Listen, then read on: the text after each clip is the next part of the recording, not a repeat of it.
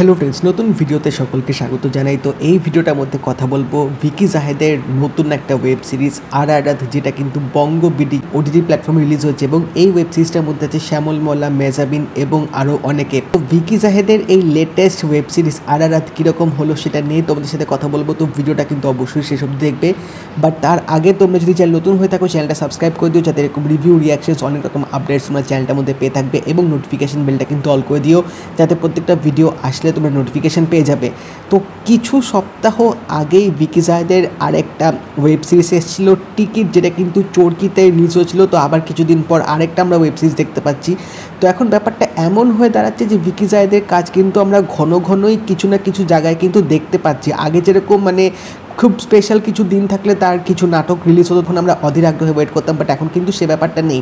Availability জিনিসটা কিন্তু তার কাজের ক্ষেত্রে অনেকটা কিন্তু বেশি হয়ে যাচ্ছে, বাট সেখানে বলতে গেলে তার কিছু কাজ ভালো লাগে, কিছু কাজ খারাপ লাগে, সেরকম কিন্তু হয়ে থাকে। বাট এই আরারাত ওয়েব সিরিজটা, যেটা টিজার ট্রেলার একটা যেরকম এক্সপেকটেশনস সেট করেছিল, সেখান থেকে বলতে গেলে টিকিটের চেয়ে কিন্তু আরারাত ওয়েব সিরিজটা দিয়ে ভিকি জাহেদ নিজের সেই পুরনো ছন্দে কিন্তু আবার ফিরে এসছে এবং নিজের যে কন্টেন্টে তার জোর বেশি, সেটা দিয়ে কিন্তু রীতিমতো বাজিমাত করে দিয়েছে। এবং ভিকি জাহেদ কিন্তু এর আগেও মেহজাবিন চৌধুরী এবং শ্যামল মোল্লাকে নিয়েও কিন্তু অনেকগুলো কাজ করেছে। তো সেখান থেকে বলতে গেলে তার কিন্তু একটা লাকি চার্ম এই দুজন হয়ে দাঁড়িয়েছে, কারণ এর আগে যে কন্টেন্টগুলোতে এরা দুজনে ছিল প্রত্যেকটা কাজে কিন্তু আমার বেশ ভালো লেগেছিলো। বাট এই সিরিজটা তাদের এতগুলো যে কাজ এসে, সেখান থেকে বলতে গেলে এটা কিন্তু জাস্ট ছাপিয়ে গেছে, জাস্ট সেরা কিন্তু করেছে। এবং এই গল্পটা কিন্তু একটা ছোট একটা গল্প থেকে নেওয়া হয়েছে, যেটা কিন্তু একদম শেষের এন্ড ক্রেডিটসে দেখাবে। এবং ভিকি জাহেদের যে কন্টেন্টে একটু হরার এলিমেন্ট যে ব্যাপারগুলো থাকে, সেটাও কিন্তু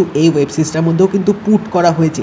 তো গল্পটা যদি একটু করে বলে দিই, এখানে আমরা দেখতে পাচ্ছি যে মেজাবিন চৌধুরী এবং শ্যামল মোল্লা তাদের বিবাহিত সম্পর্ক একটু খিটমিট চলছে, সেরকম ভালো চলছে না, অনেক রকম ইস্যুস ক্রিয়েট হচ্ছে এবং তাদের সম্পর্কের মধ্যে একটা চিট ধরেছে এবং কিছু মিসআন্ডারস্ট্যান্ডিং, কিছু কারণের জন্য তাদের যে রিলেশনশিপটা তাদের যে ভালোভাবে শুরু হয়েছিল সেটা ঠিকমতো চলছে না। এবং এর জন্যই শ্যামল মোল্লার যে চরিত্রটা, সে তার বউয়ের ওপর অনেক কিছু কারণে সন্দেহ করছে, যার জন্য তিনি একটা প্রাইভেট ডিটেকটিভ হায়ার করবে। এবার এই প্রাইভেট ডিটেকটিভ হায়ার করার পর থেকেই কিন্তু এখানে অনেক রকম ঘটনা ঘটতে শুরু করবে। এই পুরো জিনিসটার ওপরে যারা যারা জড়িয়ে থাকবে বা যারা যারা এই মেজাবিন চৌধুরী ক্যারেক্টারটার সাথে জড়িয়ে থাকবে, আস্তে আস্তে কিন্তু অনেকের এখানে মার্ডার হওয়া শুরু হবে। তো কে খুন করছে, কারা খুন করছে, এবং খুনগুলো কিন্তু খুব রহস্যময়ভাবে হচ্ছে। তো এবার আলটিমেটলি এখানে যে শ্যামল মোল্লা যে চরিত্র, তিনি যে ডিটেকটিভকে হারাই করেছিলেন যে পারপাসটার জন্য, সে পারপাসটা কি সত্যি ফুলফিল হবে? এখানে কি তার বউয়ের কি অন্য কোনো সম্পর্ক চলছে? এই যে এত যে খুনগুলো হচ্ছে, এটা কিসের জন্য, সব কিছু যখন আস্তে আস্তে খোলাসা হবে আলটিমেটলি, তখন কিন্তু বিশাল বড় একটা টুইস্ট আসবে। সে টুইস্টটাই কিন্তু একদম মাথা খারাপ করে দেওয়ার মতো, এবং যেটার জন্য কিন্তু তোমাদের একদম ওয়েব সিরিজটার শেষ অবধি অবশ্যই দেখতে হবে। তো 6টা মতো এপিসোড আছে, মোটামুটি প্রত্যেকটা এপিসোড 20 মিনিট মতো করে, তো বেশিক্ষণ লাগবে না দেখতে। বাট এটুকুই বলবো, গল্পটা কিন্তু ভাই এক কথায় জাস্ট দুর্দান্তভাবে ডিরেক্টর এখানে সাজিয়েছে। প্রত্যেকটা এপিসোডে এখানে সম্পর্কে যে চিট, সম্পর্কের মধ্যে যে মিসআন্ডারস্ট্যান্ডিং, অনেক রকমের যে এলিমেন্টগুলো থাকে, সেই এলিমেন্টগুলো কিন্তু দারুণভাবে এখানে ফুটিয়ে তোলা হয়েছে। এবং তাছাড়াও এখানেও কিন্তু কিছু সাইড ক্যারেক্টার্সগুলো আছে, যাদেরও কিন্তু এখানে গল্প আছে। এবং এখানে মেজাবিন চৌধুরীর কিন্তু একটা পাস্ট আছে, যে পাস্টটা কিন্তু রীতিমতো একটা বড় ভূমিকা পালন করবে তার এই গল্পের ক্লাইম্যাক্সে এসে। এবং এখানে কিন্তু অনেকগুলো টাইমলাইনের গল্প কিন্তু দেখানো হয়েছে, প্রত্যেকটা টাইমলাইনের গল্প কিন্তু যথেষ্ট ইম্পর্টেন্ট। বাট এখানে সিরিজের শুরুতে যে টাইমলাইনটা দেখাবে, ওই 2003-এর সময় হয়তো এখানে একটা গল্প দেখানো হবে, সেই গল্পটাই কিন্তু আসল, যেটার সূত্রপাত কিন্তু একদম শেষে গিয়ে গাঁথা হয়েছে। এবং ওইটাই দেখে কিন্তু রীতিমতো আমার মাথা ঘুরে গেছিলো, যেটার জন্য আমি একদমই কিন্তু এক্সপেক্ট করিনি। এবং এই ওয়েব সিরিজটার মধ্যেও কিন্তু যে হরার এলিমেন্টটাও কিন্তু অ্যাড করা হয়েছে, এখানে কিন্তু জিনের কিছু রেফারেন্স, জিনের কিছু গল্প কিন্তু এখানে পুট করা হয়েছে, এবং সেটা আমার মনে হয় ডিরেক্টর বেশ ভালোভাবে ইমপ্লিমেন্ট করেছে। কারণ এই যে সিরিজটার যে নাম আরারাত, এটা শুরুতে তোমাদের মনে হবে যে এরকম নামটা কেন দিল, এর নামের বৈশিষ্ট্য কী, সেটা কিন্তু তোমরা আস্তে আস্তে বোঝা শুরু করবে। সিরিজটার 4th বা 5th এপিসোড থেকে কিন্তু তোমরা এই নামটার ব্যাপারে আরও অবগত হবে যে পুরো সিরিজটার মেকিংটা কিন্তু দারুণ ছিল।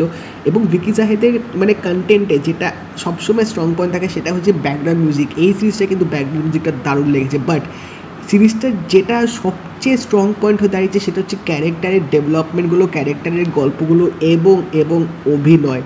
মেহজাবিন চৌধুরী এবং শ্যামল মল্লা দুজনের পারফরমেন্স এক কথায় জাস্ট অনবদ্য ছিল, দুর্দান্ত লেগেছে। মানে দুজনের কাপেলদের মধ্যে যেরকম ঝামেলা হচ্ছে এবং অনেক রকম ইস্যুস হচ্ছে এবং প্রত্যেকটা মানে এক্সপ্রেশন যেভাবে শ্যামল মল্লা এবং মেহজাবিন চৌধুরী ফুটে তুলেছে জাস্ট দারুণ লেগেছে।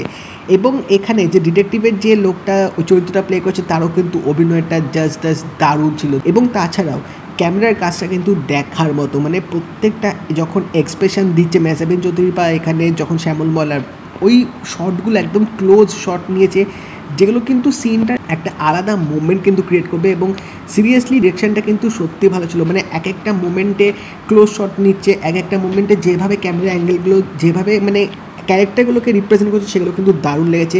লুক অ্যান্ড ফিল যথেষ্ট ভালো ছিল। লাইটিংয়ের কাজটাও কিন্তু সিরিজটার মধ্যে একটা আলাদা রকম পার্ট প্লে করেছে। বাট হ্যাঁ, এই সিরিজটার যে মেকিংটা, মানে যেভাবে এখানে গল্পটাকে তুলে ধরেছে, যেভাবে এখানে কিছু কিছু এলিমেন্ট দেখিয়েছে, এরকম জিনিস কিন্তু সচরাচর বাংলাদেশের কন্টেন্টে কিন্তু দেখা যায় না। সেদিক থেকে বলতে গেলে কিন্তু এখানে অনেক নতুন কিছু জিনিস কিন্তু তোমরা দেখতে পাবে। বাট হ্যাঁ, লাস্টের এপিসোডটা যেটা হচ্ছে প্রধান, সেখানে কিন্তু অনেক রকম গল্প বা অনেক রকম রেফারেন্স কিন্তু দেওয়া হয়েছে, যেগুলো কিন্তু সত্যি আমি নিজেও জানতাম না। তো সেগুলো যেভাবে এখানে এক্সপ্লেনেশনটা দিয়েছে সেটা কিন্তু সত্যি বেশ তারিফ করার মতো। এবং লাস্টের ওই যে চমকটা দিল এবং কিছু যে একটা হিন্ট দিয়েছে, সেটা কিন্তু বিশাল বড় একটা কোশ্চেন হয়ে দাঁড়াচ্ছে যে এটা কি কোনো কিছুর সাথে কি কানেকশন বা কোনো কিছুর সাথে কি লিঙ্ক থাকতে পারে। কারণ এই পুরো সিরিজটা দেখার সময় আমি অনেক কিছু তার আগের কাজগুলোর কিছু জিনিস আমার মাথায় স্ট্রাইক করছিল।